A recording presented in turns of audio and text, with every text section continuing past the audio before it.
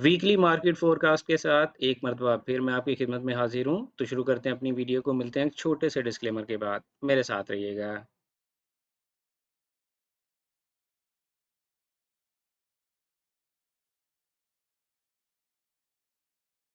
Welcome back traders, अस्सलाम वालेकुम। मैं हूँ आपका दोस्त, आपका भाई, आपका कोच रियाज हुसैन। जैसा कि हर मंडे को आपके लिए मैं वीकली मार्केट फोरकास्ट लेकर आता हूँ, जिसमें मैंने आप लोगों के पसंदीदा पेयर्स को सिलेक्ट करके रखा हुआ है। और स्टार्ट करते हैं हम गोल्ड से। आपको पता है कि हम 4 टाइम फ्रेम में अपना एनालिसिस स्टार्ट करते हैं। उसकी वजह यही है क्योंकि ये एक वीकली फोरकास्ट है। और वीकली अगर आपने प्राइस को प्रेडिक्ट करना हो या प्राइस के हवाले से अपनी एंट्रीज को प्लान करना हो, तो फिर आपको 4 टाइम फ्रेम का इंतखाब करना चाहिए। डेली बेसिस पे अगर आप ट्रेडिंग करना पसंद करते हैं तो फिर आपको 15 मिनट टाइम फ्रेम का इंतखाब करना चाहिए। ठीक है। गोल्ड में 4 टाइम फ्रेम में आप लोगों को देखें, इतना अरसा हो गया आप लोगों को मेरी वीडियोस देखते हुए। अब तो आपको पहली नज़र में ही देख के अंदाज़ा हो जाता होगा कि प्राइस इस वक्त क्या कर रही है। प्राइस इस वक्त एक क्लियर अप ट्रेंड में है, इसमें कोई शक नहीं है। यकीनन आप लोगों को भी कोई शक नहीं होगा। लास्ट वीक जब हमने एनालिसिस किया था तो मैंने आपसे ये बताया था कि हमारा एक ये पॉइंट ऑफ इंटरेस्ट है, यानी सपोर्ट लेवल है, और दूसरा सपोर्ट लेवल हमारे पास ये वाला एरिया था। उस वक्त प्राइस जो है वो यहाँ कहीं ट्रेड हो रही थी, और मैं आपसे ये कह रहा था कि प्राइस यहाँ पर रिलक्टेंट है अपने इस हाई को ब्रेक करने के लिए। तो उसे ज़्यादा फोर्स चाहिए अब यहाँ से ऊपर जाने के लिए। तो उसको कहीं ना कहीं किसी ना किसी पॉइंट को ब्रेक करके और ज़्यादा लिक्विडिटी ग्रैब करने की ज़रूरत है। उसे यहाँ तक आना चाहिए था और फिर उसके बाद इसे ऊपर जाना चाहिए था। तो अभी जो प्राइस ने मतलब in the middle of nowhere यहाँ से प्राइस ने अपना एक नया हाई जो लगा दिया, ये वाला। तो ये मैं समझता हूँ कि ये एक फेक हाई हो सकता है, क्योंकि इस मूव के पीछे कहीं पर भी कोई लिक्विडिटी पॉइंट्स दिखाई नहीं दे रहे हैं। तो मैं एक्सपेक्ट कर रहा हूँ कि प्राइस जो है वो वापस डीप पुल बैक ले सकती है। लेकिन अभी करंट सूरत हाल जो है वो करंट सूरत हाल ये है कि प्राइस ने एक नया हाई लगा दिया है। और let me clear all thing, price ने नया हाई लगा दिया है और करंट सूरत हाल के मुताबिक एक हमारा एंट्री पॉइंट ये प्रीवियस हायर हाई है, और दूसरा हमारा एंट्री पॉइंट ये previous most recent higher low है। ठीक है। प्राइस हमारे जिस पॉइंट को ब्रेक करने के बाद इसने प्रीवियस हाई को ब्रेक किया था, उसी को रीटेस्ट करने के लिए वहां पर पहुंच चुकी है। यहाँ पर हमें कोई ना कोई 15 मिनट टाइम फ्रेम में जाकर सॉलिड किस्म की बाय रीजन ढूंढनी है। उस जब बाय रीजन मिलेगी तो फिर हम यहाँ से ही एक लॉन्ग एंट्री लेंगे। ठीक है।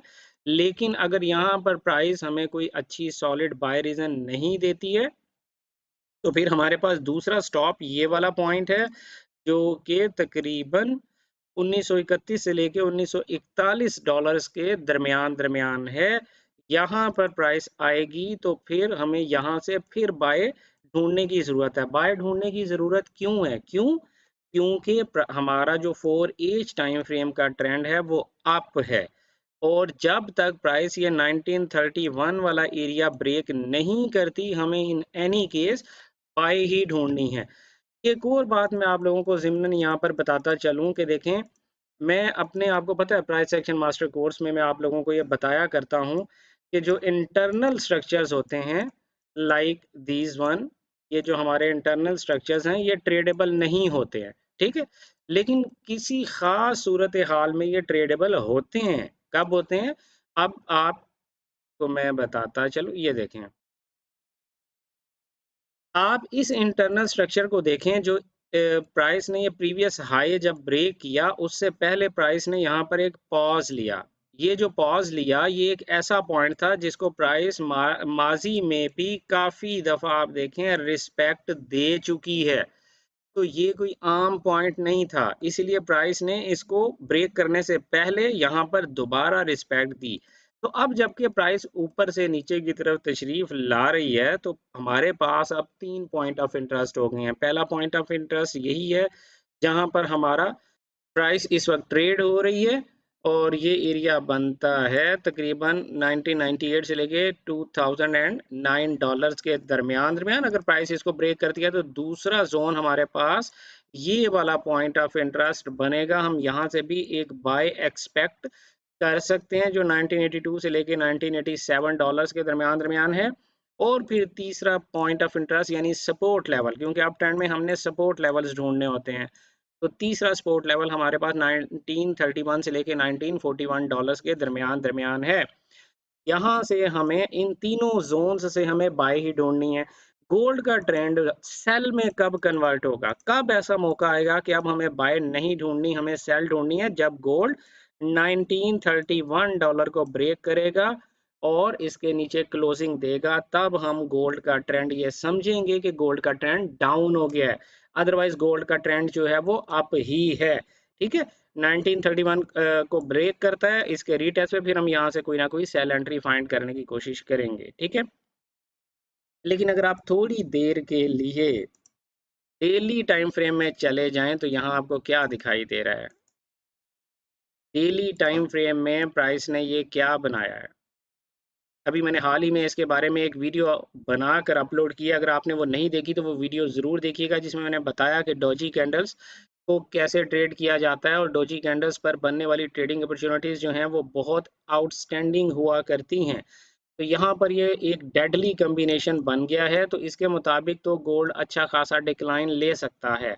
लेकिन हमने क्योंकि अपने एनालिसिस पे स्टिक रहना है और हमारा एनालिसिस ये कहता है कि जब तक गोल्ड जो है वो 1931 का लेवल ब्रेक करके नीचे क्लोजिंग नहीं देता तब तक हम गोल्ड में सेल फाइंड नहीं करेंगे। लेकिन ये जो कैंडल्स का कॉम्बिनेशन है डेली कैंडल्स का, ये मैं आपको बताता चलूं कि ये एक अच्छा खासा सेल को इंडिकेट कर रहा है। ठीक है, let's go to GBP USD. GBP USD में भी आपको देखें, पहली नज़र में देखते ही ये पता लग गया कि जीबीपी यूएसडी जो है वो अप ट्रेंड में है और इसका जो करीब तरीन जो हायर हाई है प्राइस ने जो ब्रेक किया है इस वक्त, वो एरिया बनता है 1.2390 से लेके 1.2422 डॉलर्स के दरमियान दरमियान। बल्कि इसको थोड़ा सा रिफाइन करके ऊपर कर लें, 1.2398 से लेके 1.2422 डॉलर्स के दरमियान दरमियान। ठीक है, यहाँ पर प्राइस ऑलरेडी ट्रेड हो रही है। अगर यहाँ से आपको 15 मिनट टाइम फ्रेम में कोई डबल बॉटम मिलता है या और कोई एंट्री रीजन मिलती है, मेरे चैनल के ऊपर मैंने आपको 2-3 वीडियोस बना के रखी हुई हैं जिस पर मैंने आपको बताया कि कौन कौन सी एंट्री रीजंस देखने के बाद आपको अपनी ट्रेड लेनी चाहिए। उनमें से कोई भी एंट्री रीजन आपको मिलती है तो आप यहाँ पर अपनी एक लॉन्ग पोजीशन ओपन कर सकते हैं। लेकिन कब तक जीबीपी यूएसडी जो है वो बाय में रहेगा, जब तक के ये जो हमारा रीसेंट हायर लो है, हायर लो कौन सा है, आप, ये मैंने क्या पकड़ लिया है, इस हाई के बनने के बाद आपका जो लोएस्ट पॉइंट है वो ये है, तो आपका जो हायर लो बना ये वाला पॉइंट है। तो जब तक प्राइस जो है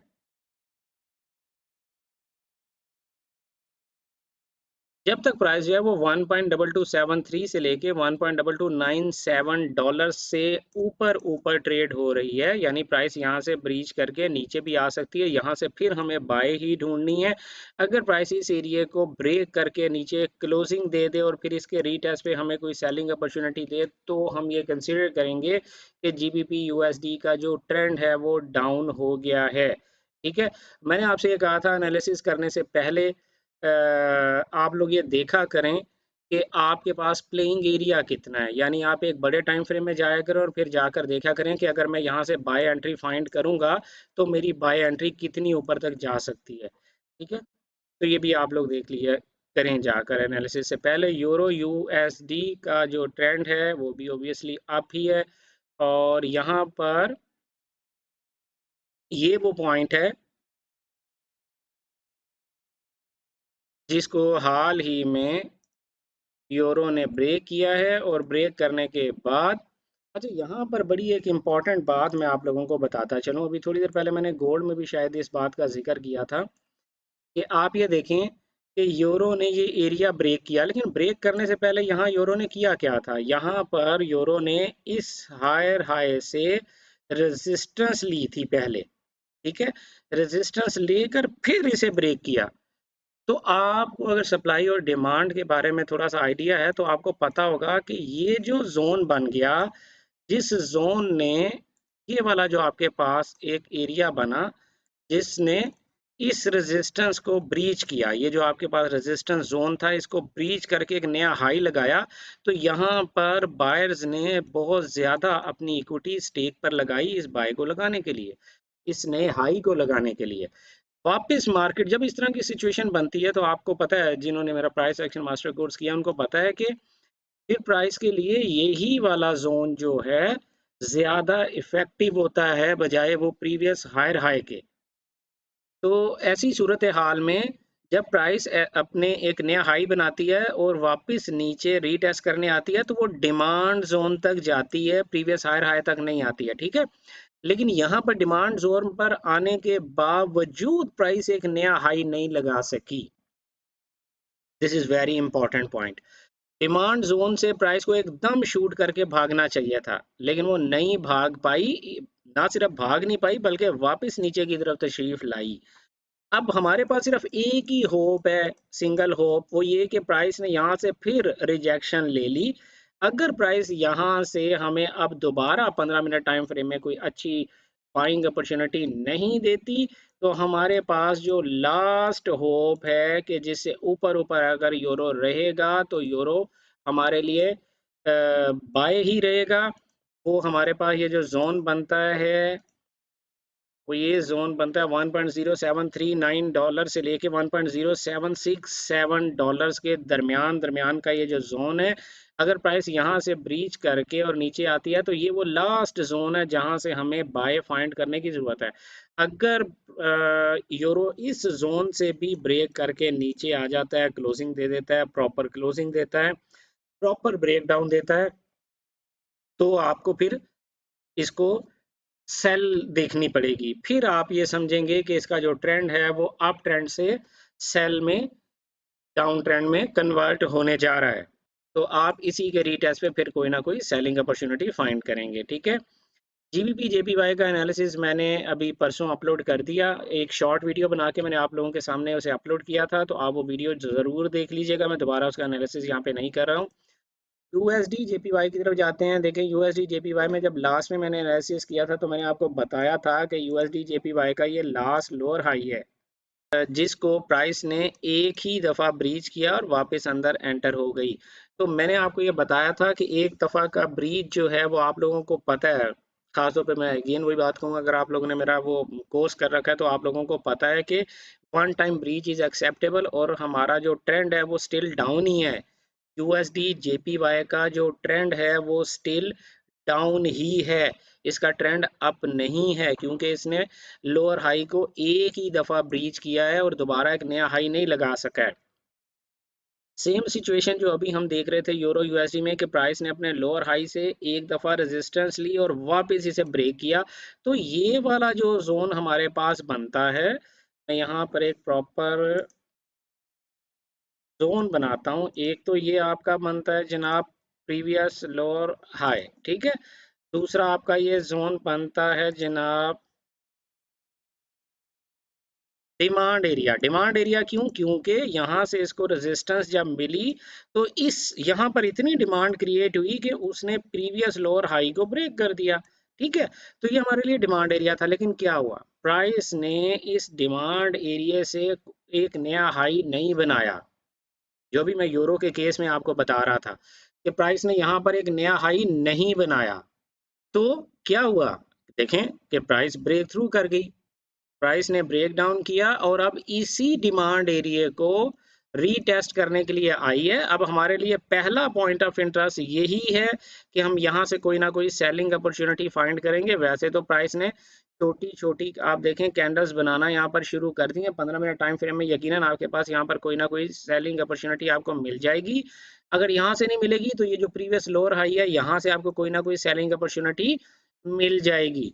लेकिन कब हम समझेंगे कि यूएसडी जेपीवाई का ट्रेंड जो है वो अप हो गया है? हम तब समझेंगे यूएसडी जेपीवाई का ट्रेंड जो है वो अप हो गया है जब USD JPY इस हाई को ब्रेक करके और इससे ऊपर क्लोजिंग देगा जो कि 133.80 डॉलर के पास बनता है। ये वाला हाई जब तक USD JPY ब्रेक नहीं करता तब तक हमारा ट्रेंड जो है वो डाउन ही है।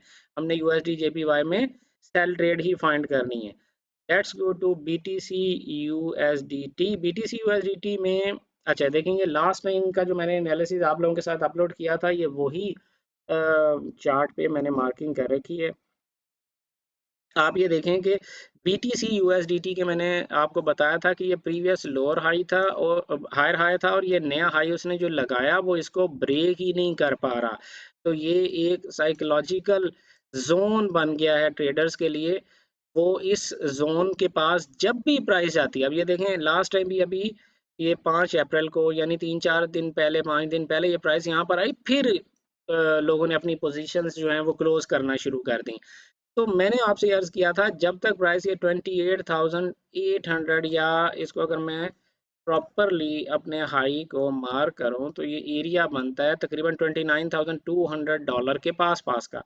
जब तक प्राइस इस लेवल से ऊपर क्लोजिंग नहीं देती 2-3 कैंडल्स की, तो तब तक मैं ये समझता हूँ कि हमें बाय से परहेज करना चाहिए। बाय कब ढूंढनी है? जब प्राइस हमारे इस जोन पर आएगी, ये जोन नंबर 1 पर आएगी या जोन नंबर 2 पर आएगी। ये दोनों जोन्स मैंने आपको बताया था, एक बार फिर बताता हूँ। पहला जोन जो है वो 25,845 से लेके 26,595 डॉलर्स के दरमियान दरमियान है। अगर प्राइस यहाँ पर आएगी तो आप बाय ढूंढेंगे। दूसरा जोन जो है वो हमारा 23,978 डॉलर से लेके 24,440 डॉलर्स के दरमियान दरमियान है।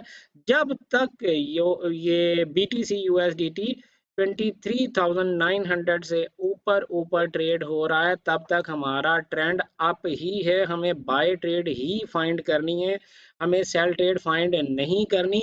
लेकिन इस वक्त कोई टाइम नहीं है आपके पास कि आप बाय ट्रेड अन्यथा फाइंड कर लें कि यार ये एक लॉन्ग ट्रेंड चल रहा है, बाय ट्रेंड चल रहा है तो बस मैं बाय में बैठ जाता हूँ। नहीं, बाय में नहीं बैठना है।